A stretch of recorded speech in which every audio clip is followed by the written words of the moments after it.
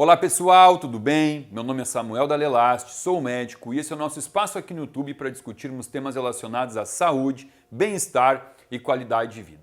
Bom, o vídeo de hoje é um vídeo que eu acho que já chegou a hora de a gente bater esse papo aqui, né? Por quê?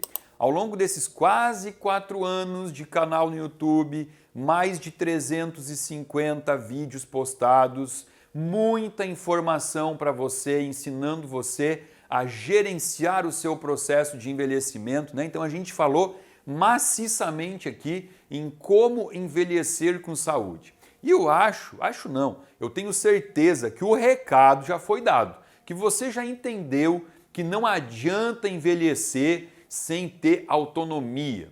Só que existe uma palavra que norteia toda essa historinha de anti-aging, de envelhecimento com saúde, gerenciamento do envelhecimento. E essa palavra, ela está aqui no quadro. E olha, é uma das palavras mais fortes dentro da medicina para mim. Vitalidade.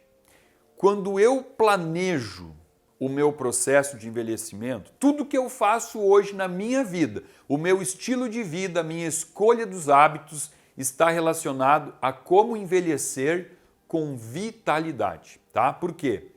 Porque embora eu não trabalho com essas questões de objetivo de idade. Samuel, tudo que você faz, a tua alimentação, tua prática de atividade física, você quer viver quantos anos? Não sei, não planejo isso, nunca planejei, mas eu trabalho com estatísticas e hoje a idade que eu tenho em 2022 faz com que as próprias prospecções do IBGE mostrem que eu tenho grandes chances de chegar aos 100 anos. É isso que eu quero? Não, não é que eu quero ou que não quero. Eu não trabalho, não prospecto idade.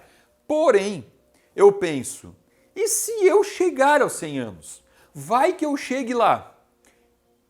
Será que isso me conforta ou me preocupa essa informação de chegar aos 100 anos? Por quê?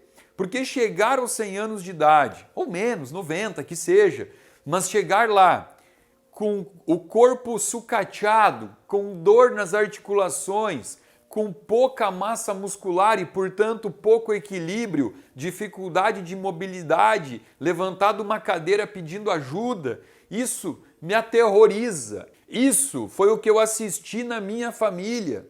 Eu assisti um avô amputando 2 pernas, eu assisti um outro avô com Alzheimer, sarcopênico, evacuando nas fraldas, caminhando na rua sem saber onde está indo, não sabe, não reconhece filho, não reconhece os netos, não reconhece a si mesmo no próprio espelho. Eu assisti uma avó vegetando 8 anos numa cama, numa maca dentro de casa, fazendo cocô por um saco plástico na barriga, uma traqueostomia no pescoço, urinando nas fraldas. Então assim, quando as pessoas elas perguntam, Samuel, por que você cuida tanto da tua saúde? Eu falo, olha, porque eu quero envelhecer indo no banheiro sozinho, fazendo cocô pela minha própria bunda e me limpando sozinho. E as pessoas falam, nossa, mas isso é tão básico. É básico. Que tão básico é isso? Que eu não vi nenhum avô meu morrer desse jeito. Por quê? O meu avô que amputou 2 pernas não ia no banheiro sozinho. O avô com Alzheimer fazia cocô nas fraldas. E a minha avó não fazia nem pela própria bunda, fazia pela barriga dela, saía por um saco de plástico. E eu não consigo me imaginar vivendo uma situação dessas. Então, quando eu penso no meu processo de envelhecimento e eu elaborei um plano e eu executo esse plano todos os dias, a palavra que norteia os meus objetivos é envelhecer com vitalidade. E aí a gente avalia, né? Porque é muito claro quando a gente conhece pessoas, e eu conheço pessoas todos os dias aqui no meu consultório, e eu não tenho como deixar de comparar que eu atendo uma paciente de 60 anos que senta na minha frente e eu olho para o prontuário e aí já está lá, como ela fez um cadastro, né, um pré-cadastro na recepção, está escrito lá assim, 59, 60 anos, aí eu olho para a pessoa e eu penso, não, mas deve estar errado isso aqui, preencheram errado essa data de nascimento, essa pessoa não tem 60 anos, a pessoa parece ter 40 anos, massa muscular preservada, colágeno, elastina, cabelos com viço, né? Uma pessoa que articula bem, que levanta, que senta, né, da minha cadeira, que pede para usar o banheiro, faz tudo com muita agilidade e mobilidade, 60 anos. Aí essa paciente sai e no mesmo dia ou no dia seguinte entra uma paciente de 60 anos completamente envelhecida, com uma postura arcada, com pouca estrutura muscular, exames mostrando osteoporose, e aí a gente olha assim e fala, 60 anos de idade, as duas, por que que uma está tão ruim, por que que outra está tão bem, o que que aconteceu aí, será que é questão de sorte, será que isso é questão de azar, né? Por que que pessoas conseguem envelhecer com muita autonomia e com vitalidade e outras não conseguem? E aí entra um conceito, uma crença que a gente tem que descriar na nossa cabeça, que é aquela crença de que envelhecer é igual a adoecer. Não existe isso, você não precisa adoecer porque você está envelhecendo. Eu gosto muito daquele comparativo, se eu pegar dois Opala aqui, 1970, 1968, eu vou encontrar um Opala no ferro velho e o outro vai estar num museu exposto, brilhando, perfeito. Por quê? Porque foram as condições que esse Opala rodou ao longo da vida. Um foi cuidado, o outro não foi. Então, se a tua data de nascimento é 1958, essa é a tua data de nascimento. Você é velho por isso? Não, você é antigo, mas velho vai depender de como você cuidou do teu corpo. E quando a gente fala sobre a gente mostra essas pessoas que envelheceram com vitalidade, eu vou trazer aqui para vocês, olha aqui exemplos que a gente tem. Olha esse aqui, ó, Mark Sisson. Olha que bacana esse professor de educação física, né, que ficou muito famoso por livros e tal, 58 anos de idade. Olha aí, quase 60 anos nessa foto, hoje ele já está com mais idade, mas nessa foto aqui, quase 60 anos, e dá uma olhada, você acha que essa pessoa realmente parece ter quase 60 anos?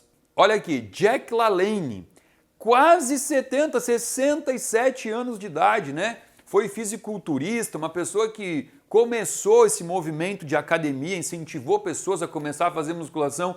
Lembra daquele teu avô com 70 anos de idade? E dá uma olhada para essa foto aqui. Olha o bíceps. Ai, Samuel, mas como você é superficial, como você é fútil, só pensa em estética. De forma alguma, é óbvio que essa estética está bonita, mas a gente vai entender aqui o porquê da importância dos músculos. Dr. Michael Kogan, olha só, 80 anos de idade e com um corpo diferente de todos os corpos de 80 anos de idade que você já viu na sua frente. Lembra? Faz essa reflexão, lembra das pessoas que você conhece ao teu redor que estão com 80 anos. E olha aqui, Roana Quaz, que aos 86 anos foi medalhista no esporte dela, né, ginástica olímpica, está viva ainda e está fazendo tudo que ela consegue ter autonomia aos 96 anos de idade. Essa mulher ainda vive uma vida com qualidade de vida. Então são exemplos que a gente tem. E quando a gente analisa esse tipo de exemplo, né, esse tipo de pessoa que atinge uma idade longeva com essa qualidade de vida, a gente tem aquela tendência errada de pensar assim, mas é sorte. Será? Será que isso é sorte? Sorte não tem nada a ver com isso, tá? Isso chama-se energia vital. E energia vital está intimamente associado a mitocôndrias. Olha só, se existe alguma coisa que você tem que enaltecer no teu corpo, que lutar por ela, é a tal da mitocôndria, né? Uma organela da célula. Você tem que imaginar assim, a coisa é muito louca, né? Porque olha só, essa célula que eu desenhei no quadro aqui, ela é uma célula microscópica, ou seja, você não enxerga ela a olho nu. E mesmo dentro dessa célula que você não tem capacidade de enxergar, você vai ter aqui de 40 a 2.000 mitocôndrias dentro dela. Olha só, uma coisa que você nem enxerga tem dentro dela até 2.000 outras coisinhas que você não enxerga. Olha como é pequeno e ao mesmo tempo grandioso, né? Esse projeto todo aqui, né? Porque qual a função da mitocôndria? A mitocôndria celular é quem garante a produção de ATP. E a gente vai entender um pouquinho sobre isso. Eu gosto muito de dar um exemplo eu vou mostrar para vocês o que é a mitocôndria. A mitocôndria nada mais é do que essa agência aqui, ó. Tá vendo essa agência? Essa agência de câmbio, tá? Por que a mitocôndria ela é considerada uma agência de câmbio? Vamos pensar estrangeiros que vêm para o Brasil. Quando vem para o Brasil um americano, ele vai trazer aqui dólar, né? Ele traz dólar. Aí vem para cá um francês, ele vem para cá com euro. Se vier para cá um britânico, ele vai vir com papel, moeda, libra. Dólar, euro, libra. 3 moedas diferentes que no Brasil é um pouco difícil de utilizar. Então o que eles têm que fazer?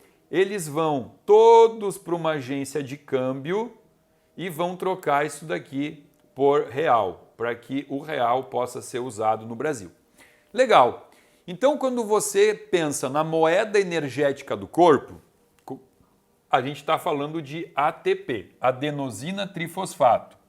Então é mais ou menos assim, ó, você consome gordura, tá? Gordura pode ser usada pelo corpo? Não, gordura não é usada pelo corpo. Aí você consome carboidrato, outra fonte, carbo, também não tem como usar. Aí você come proteína, as 3 fontes aqui, né, que você tem de macronutrientes, proteína, gordura e carboidrato, o teu corpo não consegue usar. Aí o corpo vai direcionar essas formas, né, de dinheiro para a mitocôndria. E aqui na mitocôndria, ela é o câmbio, porque ela vai trocar tudo por ATP. Agora sim, o teu corpo, ele praticamente não faz processos químicos sem ATP. Por que praticamente? Algum que outro processo é chamado de processo passivo, né? Processo passivo, ele é um processo que acontece simplesmente por acontecer sem gasto energético. Agora, a maioria dos teus processos corpóreos, os mais importantes inclusive, são processos ativos, processos que consomem muito ATP. E quando a gente está falando então em síntese de ATP, e veja bem o que eu falei para você aqui, dentro de uma célula eu posso ter de 40 a 2.000 mitocôndrias. Por que 40 a 2.000? Por que tanta diferença? Depende do tipo de célula que eu tenho no corpo. Se o que eu tenho no meu corpo é predominantemente tecido muscular, a célula que compõe o tecido muscular, ela pode ter até 2.000 mitocôndrias. Vai depender muito também do tipo de músculo, né? O músculo chamado de fibra vermelha é o músculo com a maior capacidade de mitocôndria, tá? Tem muita mitocôndria. O músculo que é chamado de fibra branca tem menos, mas também tem bastante mitocôndria. E quando eu falo de tecido adiposo, gordura tem pouquíssima mitocôndria, é um tecido pobre sob o aspecto síntese de energia. Então gordura não é bom no corpo, é ótimo. Você precisa ter gordura, por quê? Porque gordura é o tecido que vai produzir testosterona, progesterona, todos os hormônios esteroides do corpo. Agora, eu tenho que ter a minha concentração, a minha composição corporal com gordura apenas para o tanto que eu preciso. Nada além disso, porque senão começa a se tornar um tecido inflamatório. E agora então, entendendo essa grande diferença aqui, eu vou trazer para você uma reflexão para que você entenda como você pode usar o teu corpo. Você nasceu e ganhou um corpo. E esse corpo, você só vai conseguir usar ele para 2 formas, tá? Ou o teu corpo, ele vai servir como um depósito ou como uma usina. Olha só que profundo isso aqui, hein? Teu corpo vai servir como um depósito ou como uma usina. Por quê? Em primeiro lugar, porque assim, a gente tem que entender por que comemos. Você só come por um único motivo, tá? Manter a tua vida, manter a tua saúde, manter o teu corpo funcionando. E quando a gente entende isso, eu vou trazer aqui para vocês 2 formas de erro, tá? 2 formas de erro. Quando você coloca no teu corpo alimentos que o teu corpo não conhece, alimentos desconhecidos, ou quando você coloca alimentos que o teu corpo até conhece, né? Alimentos conhecidos, mas em excesso, né? Uma maior quantidade, aqui estão os dois grandes erros que você pode cometer. Por quê? Porque essa usina, o que é usina? É um corpo que recebe matéria-prima e transforma em energia, recebe e transforma em energia. Que é aquela pessoa que está sempre com energia alta, sempre disposto, sempre com raciocínio, com conexões acontecendo, um bom libido, uma boa imunidade. Esse cara, ele está usando o corpo dele como essa usina aqui, ó. Tá vendo? Essa usina aqui é o corpo de quem escolhe somente alimentos conhecidos. Então, ele não coloca isso aqui na boca. O que seria um alimento conhecido? Comida. Aquela que você compra na feira, né? Essa pessoa que só come alimentos conhecidos e na quantidade correta que o corpo consegue usar, essa pessoa transformou o seu corpo em uma usina. Porém, entretanto, todavia, esses dois grandes erros aqui fará com que você transforme teu corpo nisso aqui, ó. Esse depósito. Olha que coisa feia isso aqui. Por quê? Se você colocar no teu corpo organofosforados, dioxinas, metais pesados, compostos químicos, sucralose, aspartame, óleos vegetais hidrogenados, coisas que o teu corpo não sabe, ele recebe aquilo e fala, caramba, e agora? Entrou isso aqui, eu não sei nem o que fazer com isso. O que o corpo faz quando ele recebe alguma coisa que ele não consegue usar em alguma via metabólica? Ele vai criar um container de depósito. Ele vai começar então a criar uma célula adiposa, né, uma gordura, para colocar dentro dessa gordura isso que ele não sabe o que fazer.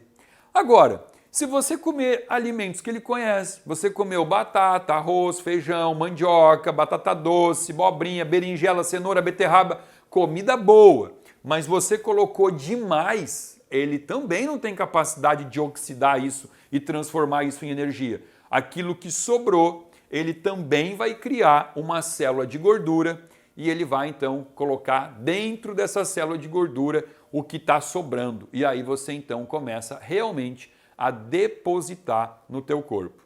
E aqui a gente tem o maior exemplo disso, ó, uma ecografia ou ultrassonografia abdominal total, mostrando que o fígado já está depositando. Olha que coisa feia. Aí começa a esteatose hepática. Ah, Samuel, mas isso não pode ser genético? Não, de forma alguma. Não existe genética na doença de depósito. Isso está totalmente associado a maus hábitos alimentares e também associado a sedentarismo.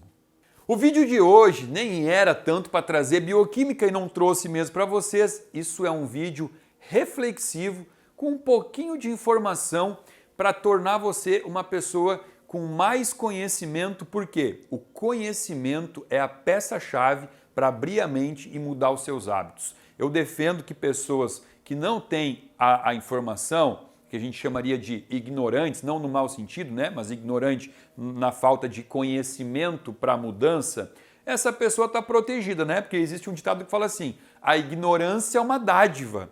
Agora, quando você tem o conhecimento e você não muda, você não é mais um ignorante. A partir de agora, você se torna um inconsequente.